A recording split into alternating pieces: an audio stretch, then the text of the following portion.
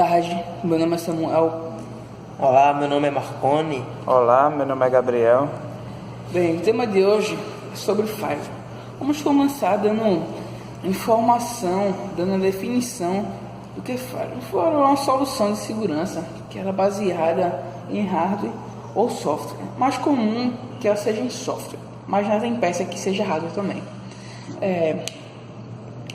O Firewall ele vai ser uma lista, um conjunto de regras, de permissões na sua rede.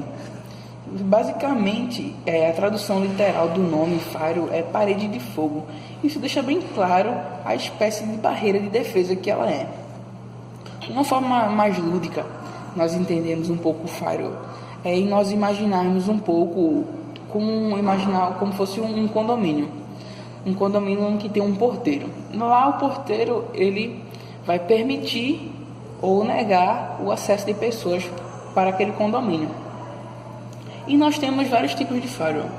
Ele pode ser usado de diversas formas, dependendo dos fatores que ele foram criado e para cada determinação que ele está sendo executado. O primeiro tipo de firewall que nós vamos abordar aqui é o Packet Filtering. Legal. Que é o filtragem de pacotes. Ele tem uma metodologia bem simples, mas ele oferece um nível bem significativo assim, de segurança. Ele trabalha de duas formas. Ele trabalha tanto de forma estática como dinâmica. Na estática, ele vai analisar pacote por pacote, independente do que os pacotes estejam ligados. Na dinâmica, ele veio para corrigir essa parte da estática, porque a estática, como ela tem independência de cada pacote, possa ser que cada pacote ele acaba sendo bloqueado. Então, o dinâmico ele veio justamente para isso, para corrigir essa parte do estático, fazendo que ele se adapte melhor ao cenário, assim, pela lista de permissão ou negação do que foi desenvolvido para ele. Dando prosseguimento à tua fala, Samuel, eu vou falar sobre o proxy de serviço. Então, antes disso, a gente precisa saber que o firewall ele vai ter ampliação intermediada com um computador ou uma rede interna.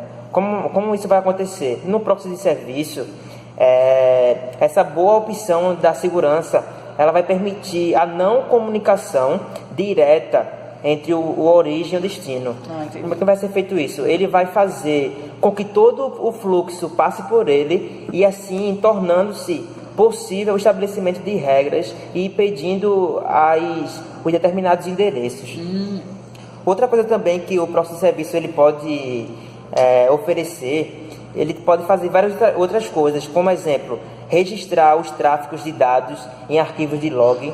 Ele também pode liberar os determinados recursos que podem apenas mediar a autenticação do usuário. E por fim, também ele pode fazer o armazenamento de vários conteúdos que são utilizados em cachê. Poxa, interessante. Ele vai praticamente trabalhar como um proxy, né? Exatamente. Então, mas ele não tem a sua implementação fácil. Por quê? Ele tem uma grande quantidade de serviços e protocolos que podem ser existentes na internet. E isso faz com que ele possa, depender das circunstâncias, fazer como o processo de serviço exija muito do trabalho de configuração para fazer o quê? Bloquear e autorizar determinados acessos ou até mesmo não conseguir fazer nada. Bom, Marconi, o outro tipo de firewall é a inspeção de estados.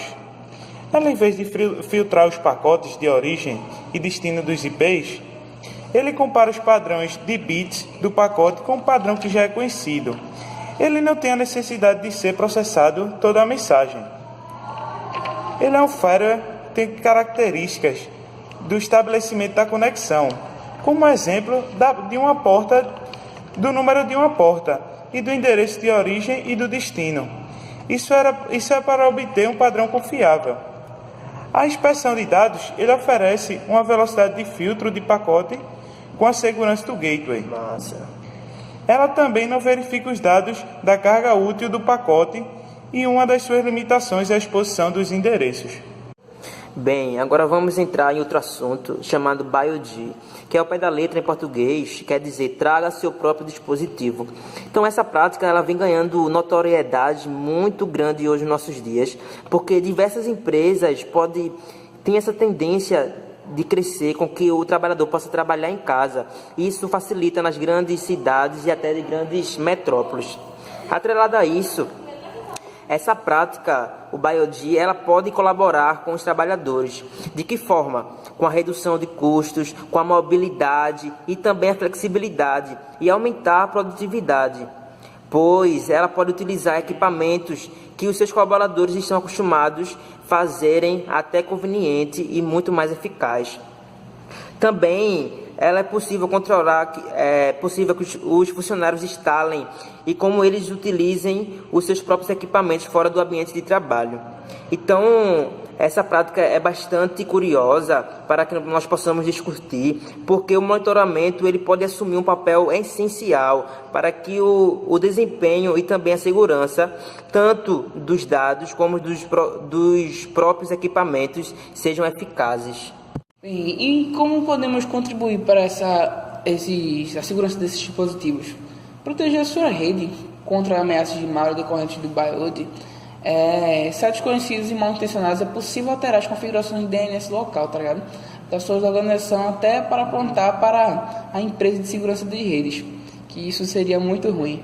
E isso é feito bloqueando o acesso ao conteúdo indesejado, incluindo esses sites maliciosos conhecidos na internet, no nível de DNS, tá ligado? E atrelado a isso, fornecendo também alertas em tempo real para que as equipes de segurança sobre as possíveis ameaças. Isso é exemplo como botnets e ataques de phishing à sua rede. Uma vez que ele é implementado, o aplicativo iDefense, que é um aplicativo de segurança que ele faz esse nível de proteção DNS, ele ajuda a proteger os dispositivos dentro da rede de uma organização, tá ligado? Gerenciando a navegação de tráfego e fornecendo alertas específicos sobre a tentativa de acesso e conteúdo indesejado, incluindo esses sites maliciosos conhecidos. Dando continuidade, agora vamos falar sobre o ransomware. Sabe-se que o ransomware é um software malicioso que pessoas criminosas utilizam para travar os computadores ou arquivos, utilizando de um resgate em dinheiro para que eles fiquem disponíveis novamente, como aconteceu ultimamente, e o caso mais famoso foi o caso da Estônia. Eita.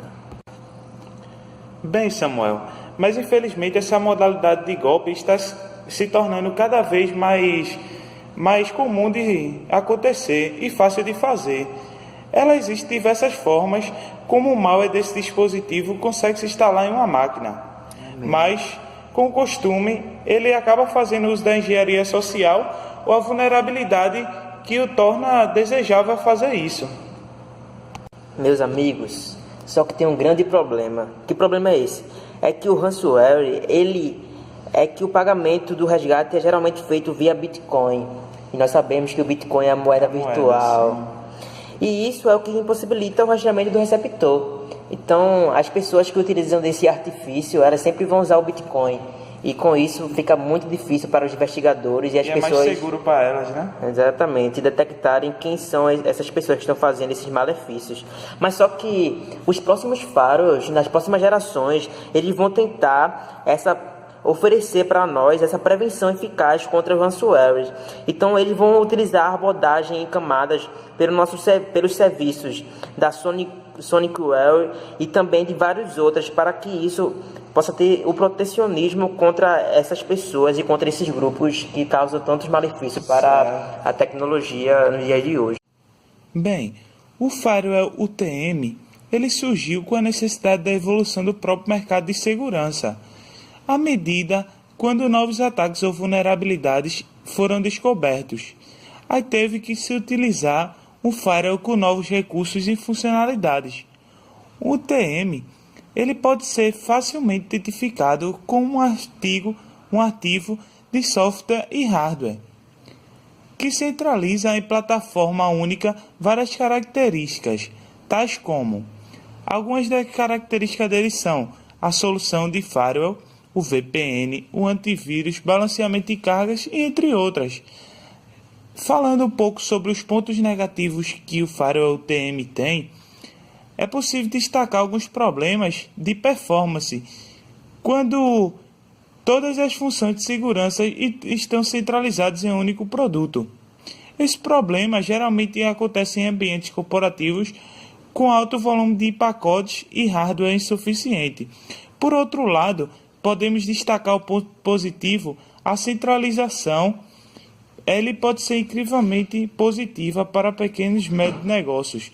Isso porque o único dispositivo pode atender grande parte da necessidade de segurança. E o Firewall de próxima geração, o Firewall que está vindo bastante agora nesse século, ultimamente na década, ele veio com uma performance para resolver a deficiência desses UTMs, que ele vem além disso, entrega alguns recursos de controle de aplicação, expansão profunda de pacotes com arquitetura altamente perfeita. Não totalmente perfeito, né? Nós sabemos hoje que sempre existe alguma vulnerabilidade por aí. Se você não deixar de fazer suas atualizações e tudo mais, você pode ficar vulnerável. Mas dando continuidade, alguns recursos complementares que ele tem é o Proxy Web, proteção contra vírus, malwares e outros presentes em um Firewall UTM, e não fazem parte da arquitetura de NGFW. Essas características foram removidas e terceirizadas, garantindo altas taxas de escalabilidade para grandes ambientes. A principal contribuição para o NGFW está nos avanços tecnológicos gerados a partir da expansão profunda de pacotes e na visibilidade de aplicações, independente de protocolos e portas. Esses recursos, em conjunto, permitem não somente que ataques possam ser evitados, mas também criam principalmente políticas de controle de acesso mais dinâmicas e eficientes para os desafios atuais de segurança.